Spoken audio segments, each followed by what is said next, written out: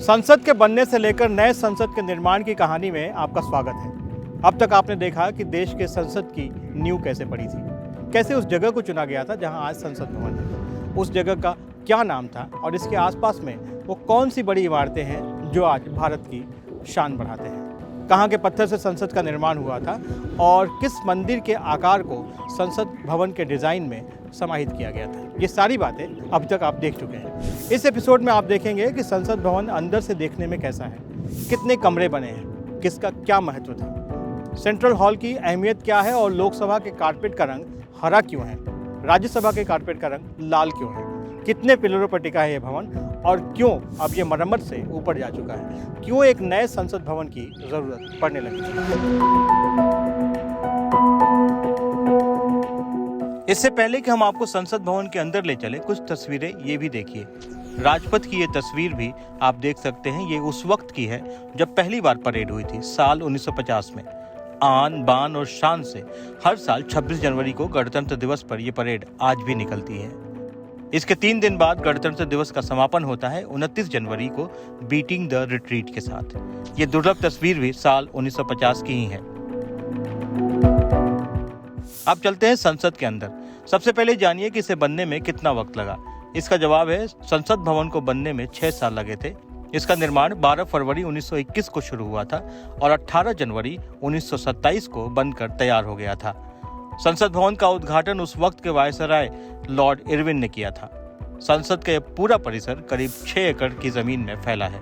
भवन में प्रवेश के लिए कुल 12 दरवाजे हैं और इसका जो सेंट्रल हॉल है वो संसद के बीचों बीच में है। इसका डायमीटर यानी एक कोने से दूसरे कोने की दूरी 560 फीट की है। संसद एक गोल बिल्डिंग है जिसके बाहरी भाग में 144 पिलर हैं। इसका डायमीटर यानी एक कोने से दूसरे कोने की दूरी 560 फीट की है। ये ठीक उसी तरह बना हुआ दिखता है जैसा कि मध्य प्रदेश के मुरैना में 64 योगिनी का भव्य मंदिर। पूरी संसद के निर्माण में लाल पत्थरों का इस्तेमाल हुआ है। संसद के भीतर में छज्जी और जालियों का जो इस्तेमाल हुआ है वो देश भर के कलाकारों के शानदार कला का नमूना है। संसद के भीतर में अलग अलग कमरे बने हैं जो लोकसभा के अध्यक्ष, राज्यसभा के सभापति के दफ्तर हैं, प्रधानमंत्री, कई मंत्रियों के कमरे हैं, साथ में राजनीतिक दलों के भी कमरे हैं। इसके अलावा कई कमरों में छोटे छोटे कैंटीन भी हैं और प्रेस के लिए भी कमरा है। अंदर में स्टेट बैंक ऑफ इंडिया की शाखा और रेलवे का भी एक ऑफिस है। संसद भवन के अंदर 3 हॉल सबसे अहम है। सबसे पहले बात करते हैं सेंट्रल हॉल की। सेंट्रल हॉल ऐतिहासिक है। ये गोल आकार में है। आज़ादी से पहले इसका इस्तेमाल एक लाइब्रेरी के लिए हुआ करता था। इसी सेंट्रल हॉल में सत्ता का हस्तांतरण हुआ था, यानी ब्रिटिश हुकूमत ने भारत को सत्ता के दस्तावेज यहीं सौंपे थे। ये 15 अगस्त 1947 की ऐतिहासिक तारीख थी। बाद में ये कॉन्स्टिट्यूएंट असेंबली के लिए इस्तेमाल हुआ। भारत के संविधान का मसौदा भी यहीं तैयार हुआ था। भारत का संविधान 2 साल 11 महीने और 18 दिन में बनकर तैयार हुआ था। देश की सुप्रीम कोर्ट की नई बिल्डिंग बनने तक सेंट्रल हॉल से ही अदालत चलती थी। सेंट्रल हॉल में ही अभी ज्वाइंट सिटिंग होती है या फिर किसी दूसरे देश का कोई अध्यक्ष भारत की संसद को संबोधित करता है तो वो इसी जगह पर करता है। संसद सत्र की शुरुआत भी इसी जगह से होती है जब राष्ट्रपति दोनों सदनों को संबोधित करते हैं। दूसरा बड़ा हॉल है लोकसभा।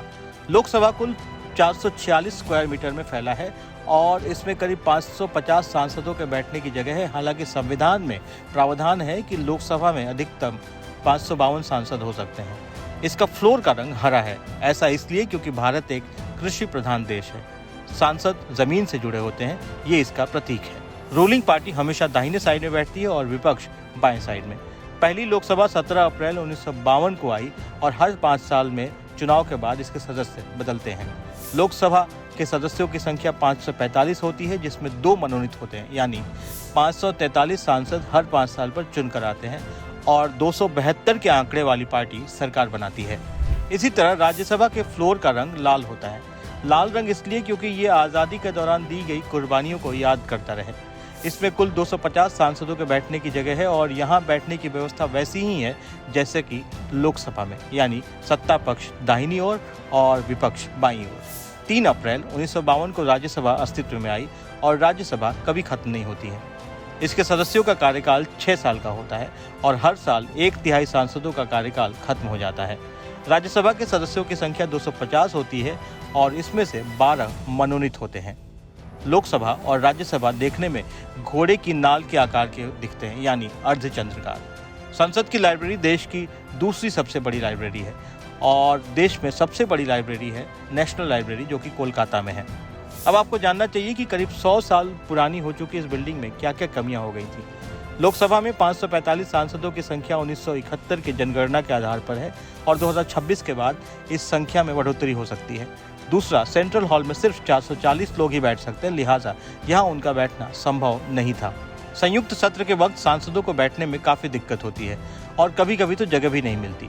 इसके अलावा सांसदों को बैठने के लिए जो जगह थी वो काफ़ी संकीर्ण हो चुकी हैं और काफ़ी चीज़ें टूट चुकी हैं, जिसका मरम्मत करना संभव नहीं हो पा रहा है। पानी के पाइप खराब हो रहे हैं, सीवर लाइनों, air conditioning, fire services, CCTV, audio video system जैसी सेवाओं को यहाँ उपलब्ध कराने में जगह जगह सीलन आ गई है, क्योंकि ये मूल रूप से नहीं थे। हाउस के अंदर जो ऑडियो सिस्टम लगे हैं वो पुराने और ख़राब हो गए हैं। जब ये बिल्डिंग बनी थी उस वक्त दिल्ली भूकंप को लेकर जोन 2 में थी और अब खतरा ज़्यादा हो गया है। दिल्ली जोन 4 में जा चुकी है।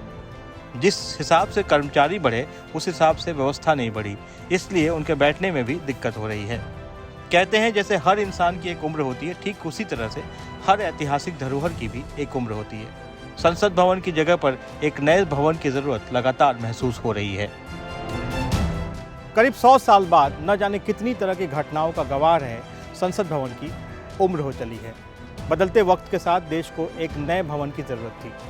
नई संसद के निर्माण के बारे में सोचना भी एक क्रांतिकारी कदम जैसा था। अगले एपिसोड में हम आपको लेकर चलेंगे नई संसद में। अगर आपने जागरण.com को सब्सक्राइब नहीं किया है तो तुरंत बटन दबाइए। नमस्कार।